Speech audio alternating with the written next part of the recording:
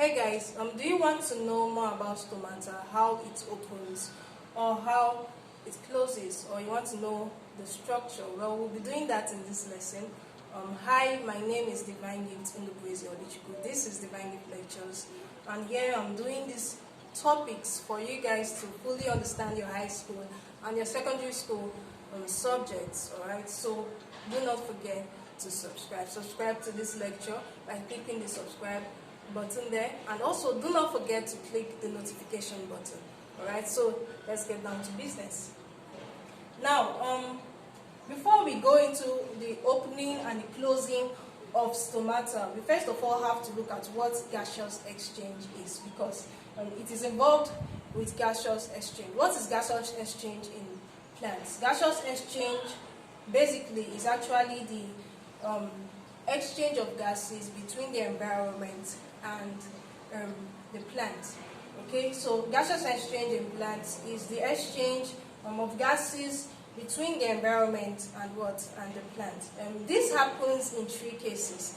This happens in in three cases. It happens in photosynthesis, it happens in cellular respiration, and it happens in transpiration.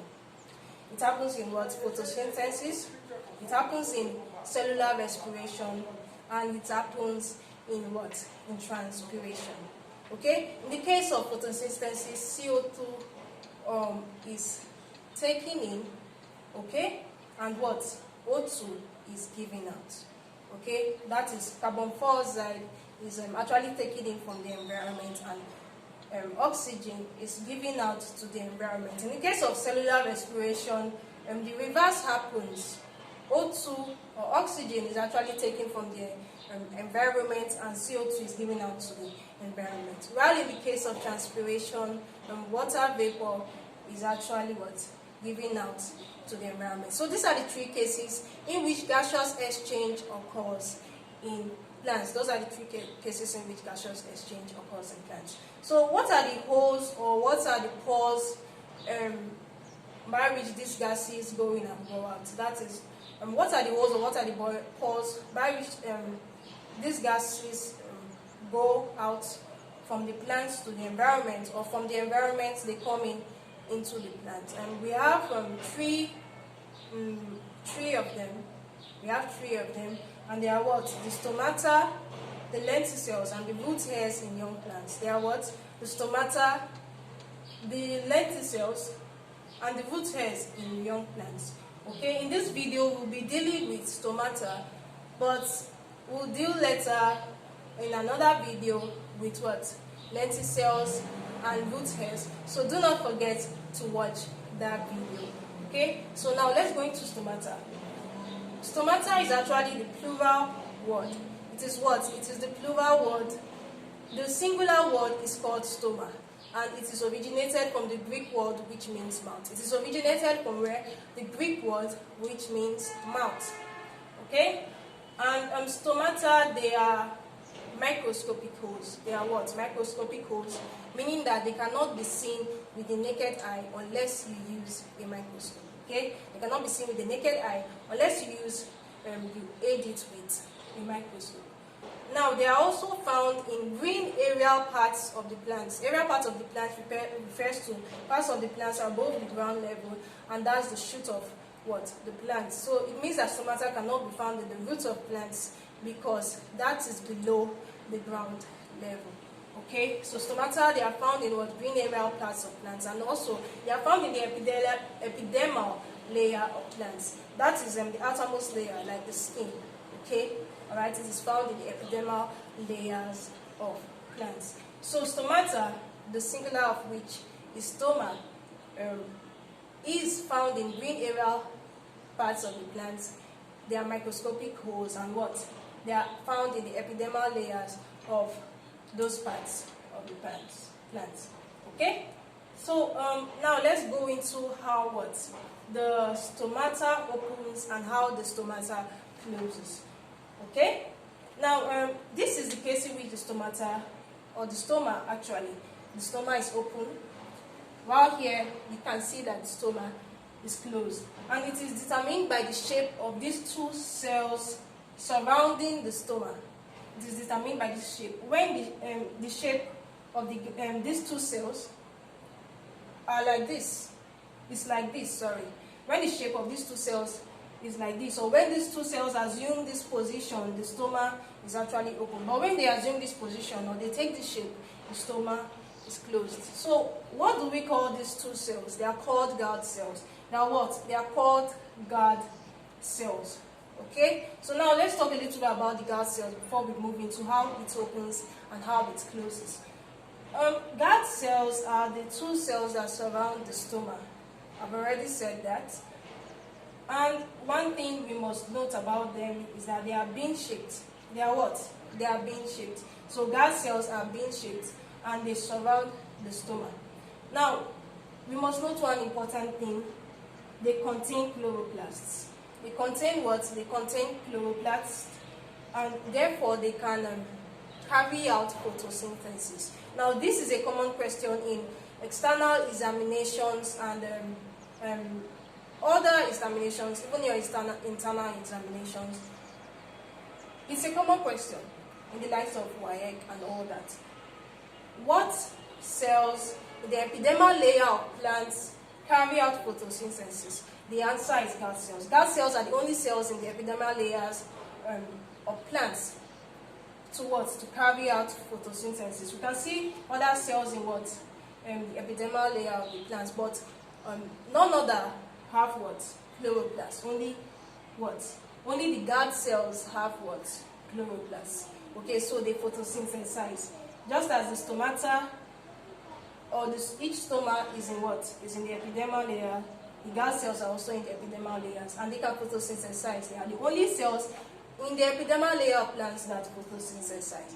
Okay, and another important point which we must note, which is used in the opening and the closing of the stoma, is that the inner wall, the inner cell wall, is actually what? Is actually thick. Okay, while the outer cell wall is thin. Okay, we must note that. Now, in the opening and the closing of stoma, what actually happens first is that there's a change in solute concentration. There is what? A change in solute concentration. What's the solute we are talking about?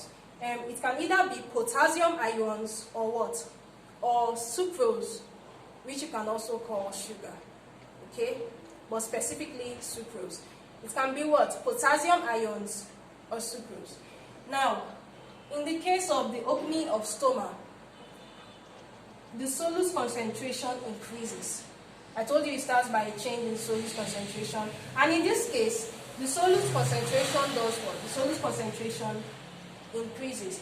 How does it increase? It increases by the guard cells pumping in potassium ions from other epidermal cells, or by an increase in what? The concentration of sucrose in these cells. So in that case, when that happens, the solute concentration increases.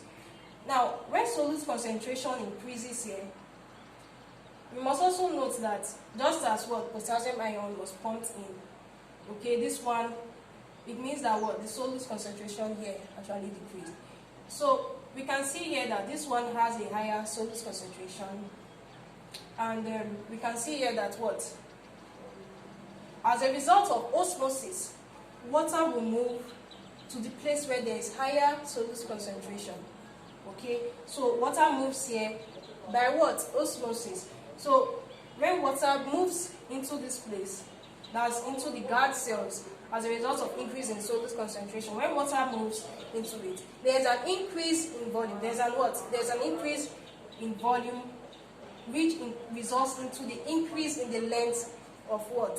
The increase in the length of the guard cells. Now, as I told you before, the outer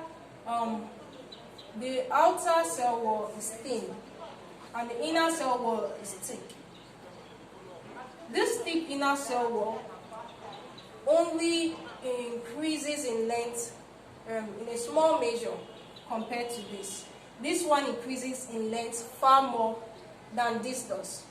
Okay, we must note that. So when that happens, it assumes this shape. because of that, there is the increase in length is uneven, so it has to assume this shape. So when both guard cells assume this shape, the stoma is open. Okay. Now we might ask, okay, what about the increment in width? Doesn't the width increase? No, it doesn't, because of these cellulose microfibules that are here. The width doesn't increase because what?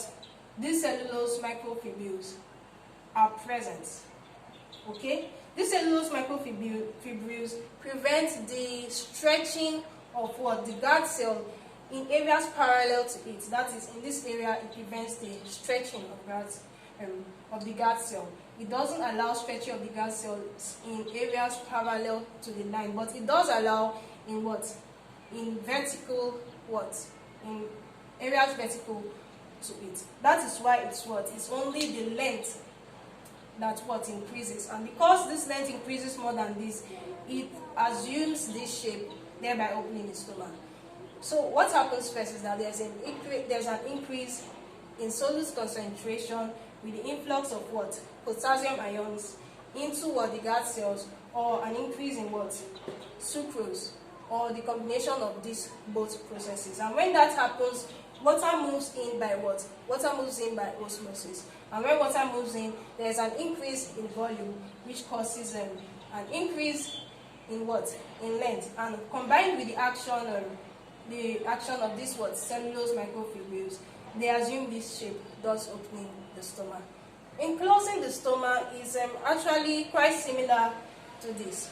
Okay, we must note that it is actually the reverse process of this. In this case, solute concentration decreases by what? Potassium ions going out, okay, into what? Other epidermal cells, and what?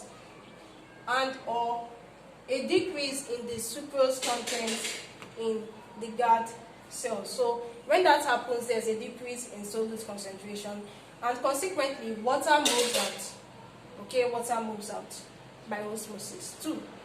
And when water moves out, there's a decrease in volume, making it to return to its original what? Shape, which is just what? Straight, thus closing the stomach. So it looks at what? How stomach opens and how it closes. Now we might ask, what causes this increase? What triggers it? What triggers the increase in what? Solute concentration in this case, and what triggers the decrease in the solute concentration in this case? First of all, we must note that generally, in the daytime, stoma or stomata, they are open. Okay, stomata are open in the daytime, while in the nighttime they are closed. Okay, stomata, they are open in the daytime, while in the nighttime they are closed. Okay, now we must note these cues, or we must note these triggers. Number one is light. Okay, these are factors that affect what? The opening and the closing of what? Stomata. Okay, the first one is light. In the presence of light, stoma is open. Okay, light triggers the opening of stoma. Now, the second one is CO2, carbon dioxide, the concentration of CO2. When the concentration of CO2 in these spaces, air spaces between the epidermal cells, when the concentration of CO2 is higher than 0.04%, what happens is that the stomach closes. Okay, but when it's less than 0.04%, the stomach opens. And in the case of stomach closing, there's a case of drought. Okay, when there's drought or there's lack of water, okay, what happens is that the stomach closes in order to avoid excessive loss of water through the escape of water vapor.